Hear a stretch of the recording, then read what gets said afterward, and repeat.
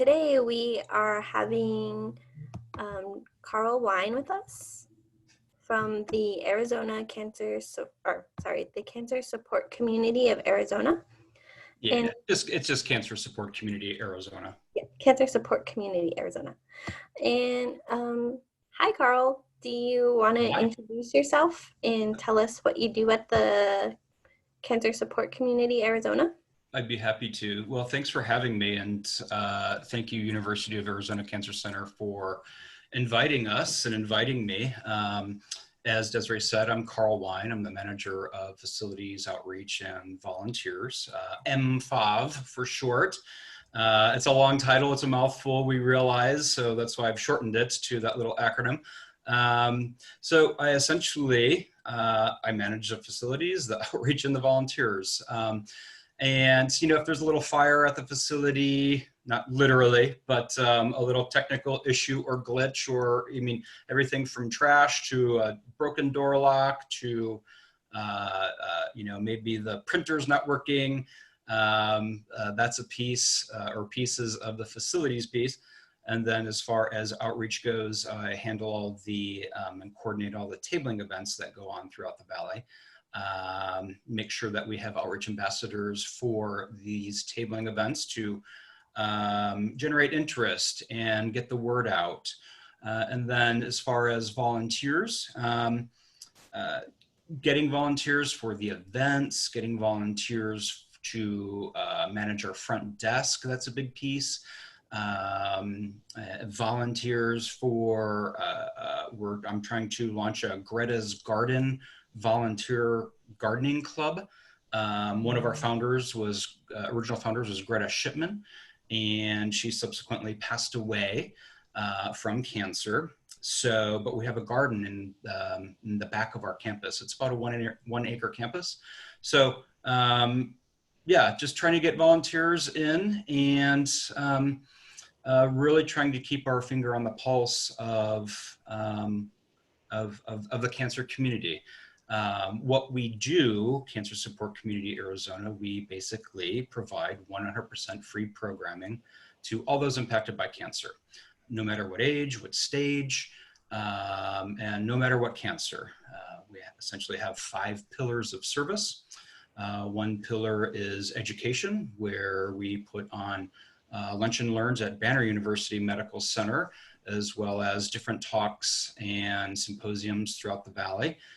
And we also do learn and supports. It's kind of like a hybrid between our support pillar and education. Another pillar is, well, education. We are big on making sure that everybody has the latest information as possible, as much as possible. Another pillar is healthy lifestyle, where we do, we do yoga classes, Tai Chi, drumming classes, sound meditation, expressive arts. That is a huge piece of the healthy lifestyle pillar. We also, a fourth pillar is resource and referral.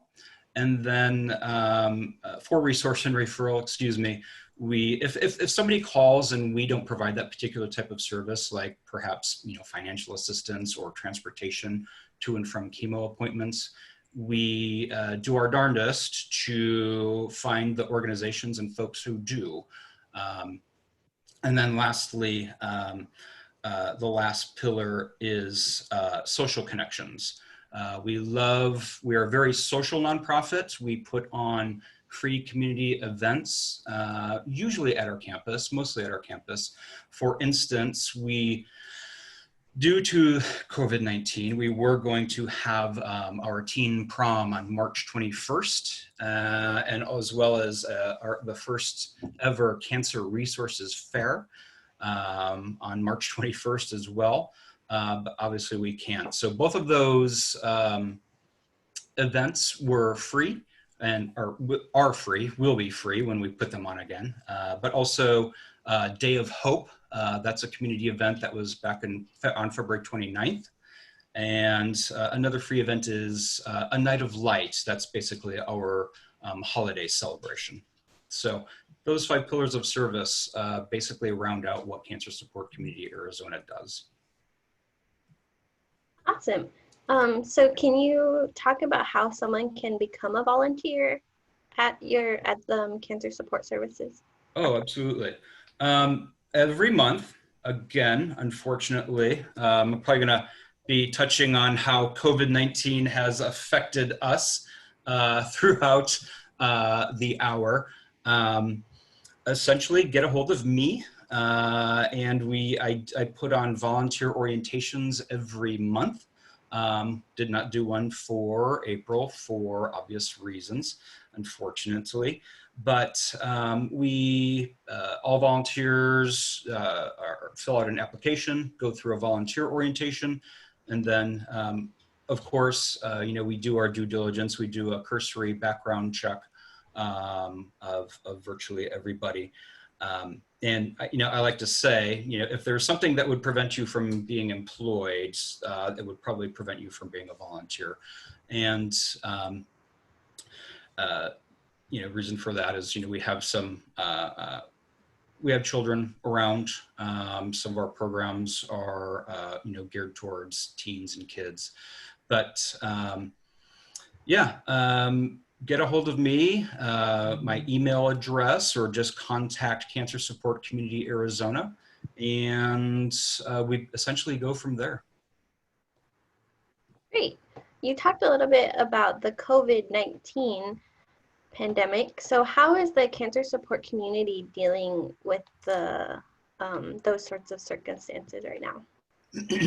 Great question. Thank you. Well, we are, as I may have mentioned, we are a 501c3 nonprofit. So all of our, virtually all of our programming happens on our campus. Most of it anyway. We hold other programs throughout the valley as well. However, due to social distancing and, best practices, of not being in groups larger than 5. We've moved all of our programming to a virtual platform via Zoom. We try to make it seamless as possible. Whether it's an expressive arts, like our expressive arts coordinator, Joy Cockerbeck, she has masterfully pivoted to an art at home. She heads up our expressive arts piece of the healthy lifestyle pillar. So long story short, we're doing Zoom classes. We do Zoom support groups. I've participated in Zoom yoga right here in my home office.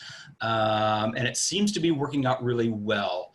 And we have gotten some really good feedback because we are trying to make a deeper push into the West Valley. And we also did open up a Flagstaff office. And some of our participants who have attended our virtual programs, they love it because that means they don't have to drive to us. We are basically in the city core, between 3rd Street and 7th Street on Palm Lane. But that's pretty much how we pivoted. We just put all of our programs via Zoom, and it seems to be working out really well. We're really pleased with the progress and results. Awesome. So do you think once the physical distancing restrictions have been uplifted, do you think you'll continue doing electronic classes because it's so convenient for people to do them at home rather than driving to the campus? Remains to be seen. I hope so, because the folks that have mentioned how much they like the virtual programs and they don't have to leave the safety and security and comfort of their own home. They have mentioned on the programs that I have attended that, boy, I hope this continues. But with the type of programming we do,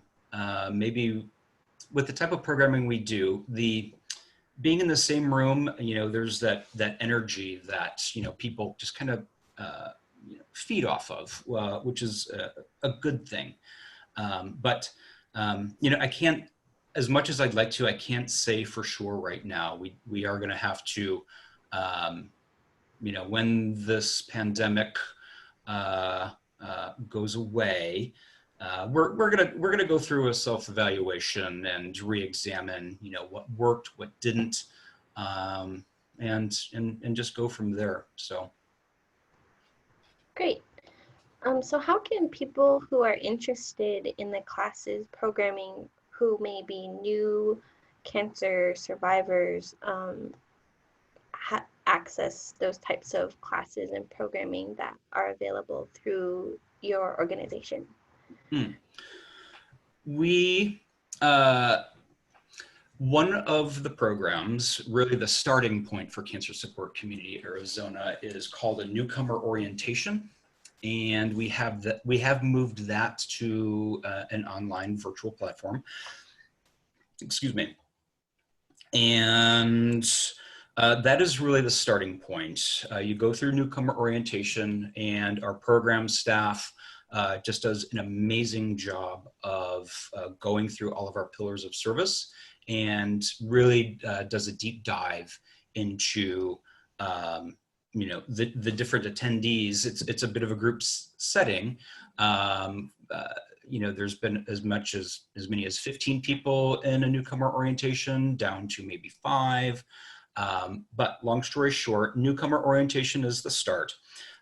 If the participant is looking to attend support groups for caregivers or participants, they then, from the Newcomer Orientation, do a pre-group interview, and then that helps us determine which support group works best for them. But right now, the Zoom links are on our website, cscaz.org, and that is really the starting point. Newcomer Orientation, all of those folks get a deep dive into our 5 pillars, and they go from there if they're looking for support groups, or if they're not looking for support groups. But if they're looking for support groups, they then go to a pre-group interview, and then we basically route those folks from there. Awesome. I'm going to backtrack a little because I just thought of it. Oh, you and I met in person before, and I thought the history of cancer support community was really unique. So do you mind sharing how cancer support community started? Sure, absolutely. So as I mentioned earlier, we are on Palm Lane between 3rd Street and 7th Street. Our address is 360 East Palm Lane. And keep that address in mind, 360 degrees of a circle. So it was a single family house, and it was owned by the last family who owned it for like maybe 70 years or so, I want to say. But we had 4 founders. Susana Della Maddalena, she's our current Chief Administration Officer.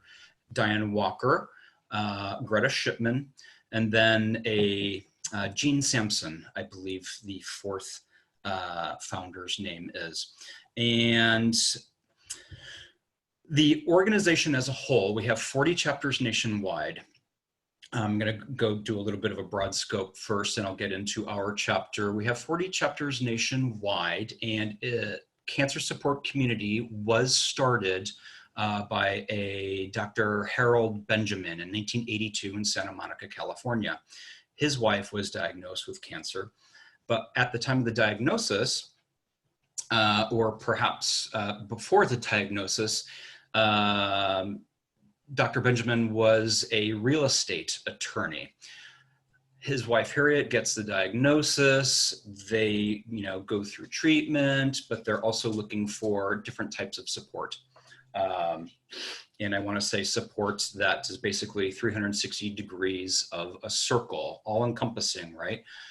mind, body, fitness, healthy lifestyle, social activities. So he sold his real estate law practice, and became a social worker, a PhD in social work. Started the wellness community in 1982, and then it grew from there.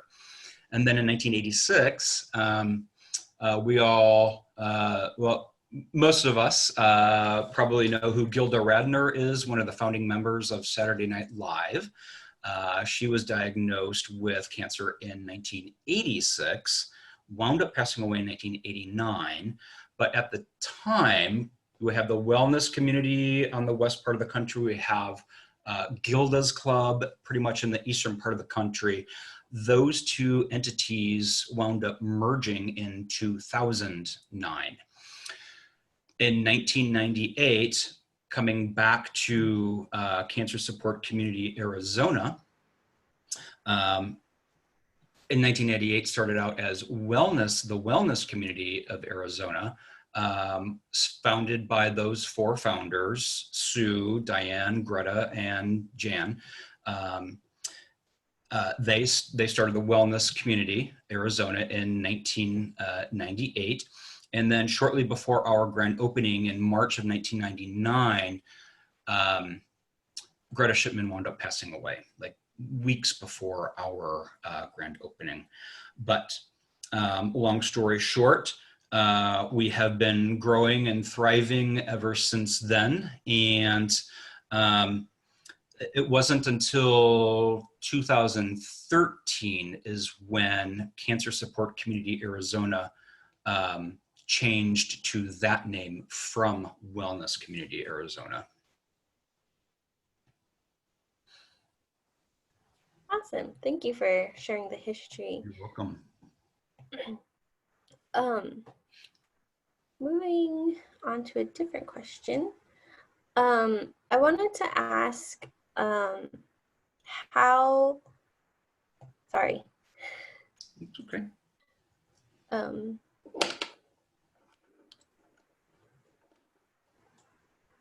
I know you talked about some of the outreach activities that you do, and I know I'm in the listserv or the newsletter, and I know that you do fundraising efforts as well.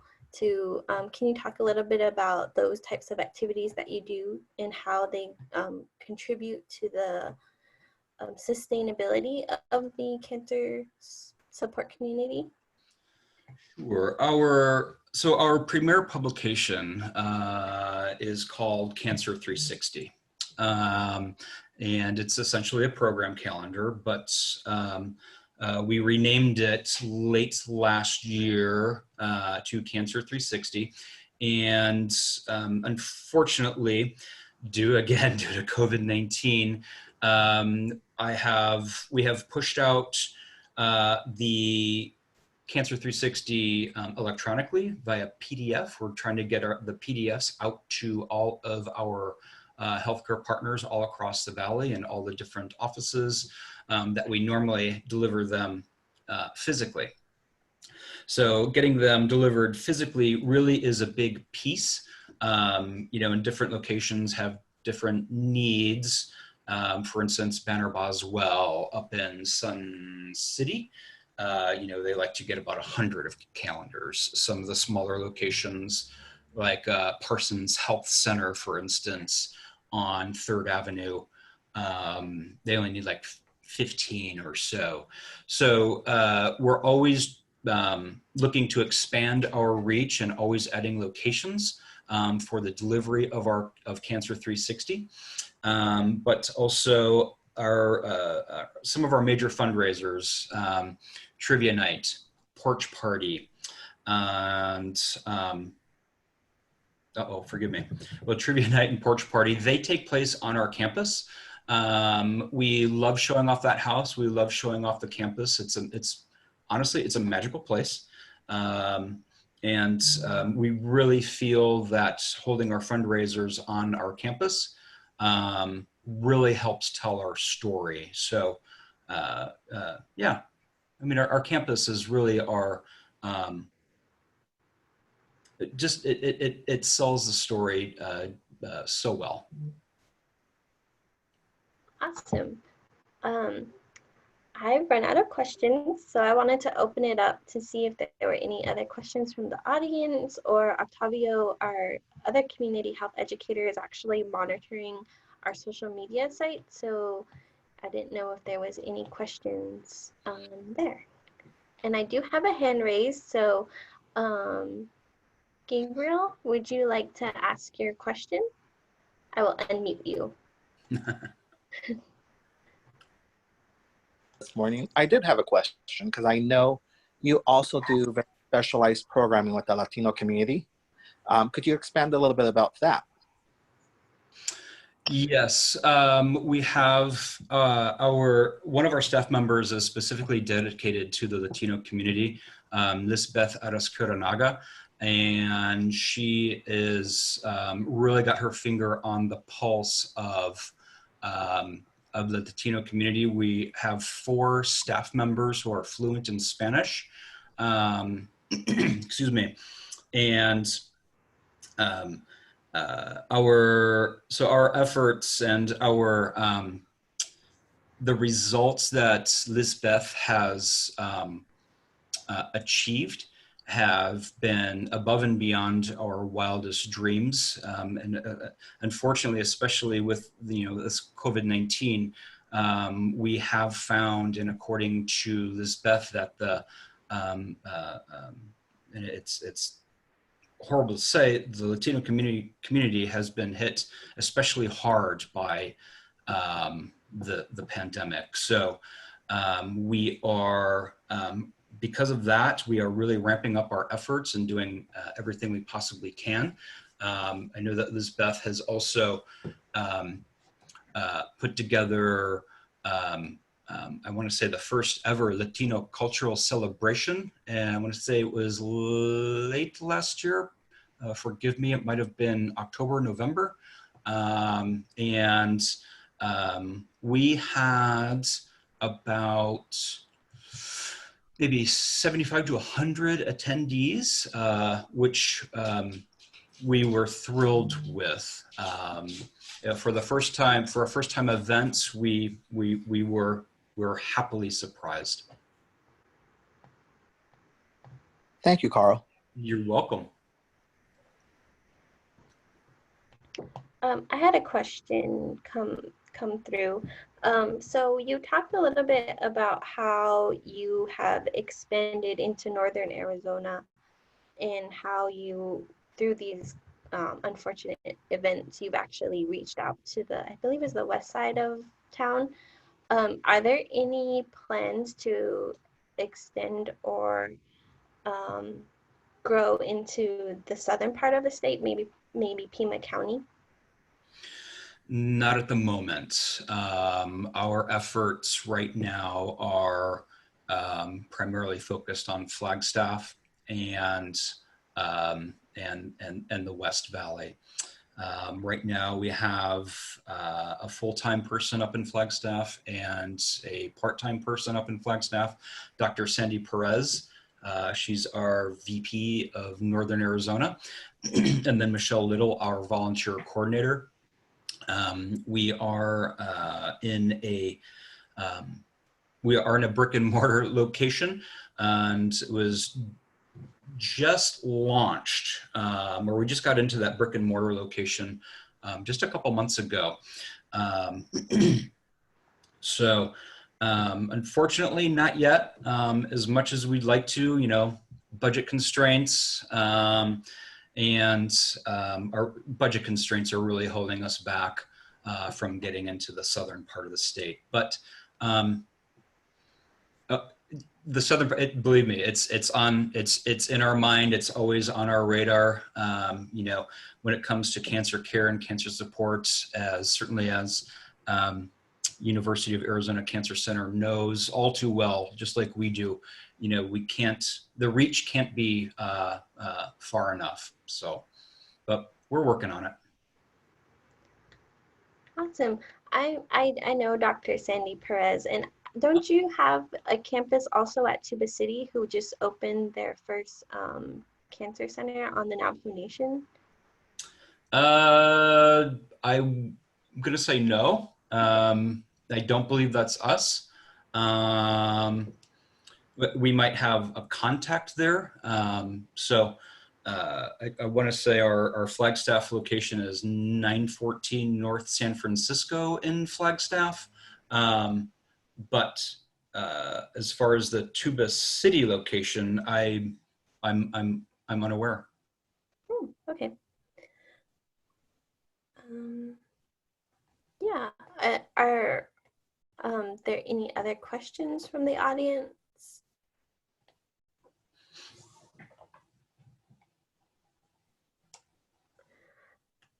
I also listed your social media sites on the presentation. So your Facebook, Twitter, and Instagram information. So if anyone wants to follow their programs, the links are there. Not the links, but what you can search for on each website. Thank you. Thank you. Mm-hmm. And our website is cscaz.org.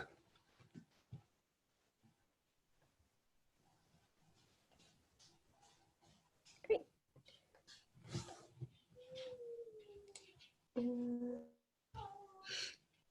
Yeah. Karl, for your time and educating us about cancer support community. And yeah, so. Oh, thank you. Well, thank you for having me. And it was a great discussion. I appreciate the questions, appreciate the attendance, and appreciate the extra love you guys have shown us by the invite. So we're super pleased. Awesome.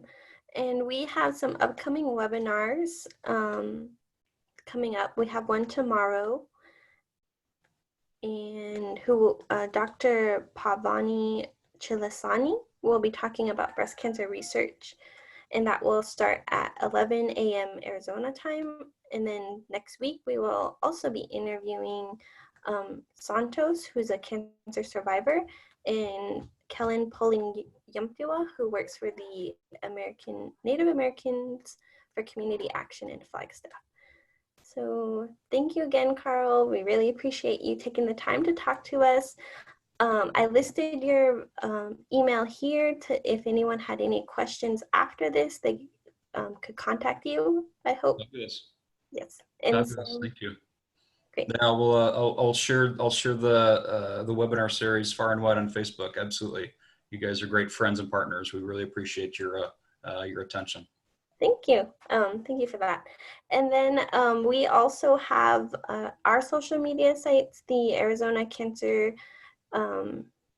Center. So we have our community outreach team has a Twitter and an Instagram that people can go and follow also.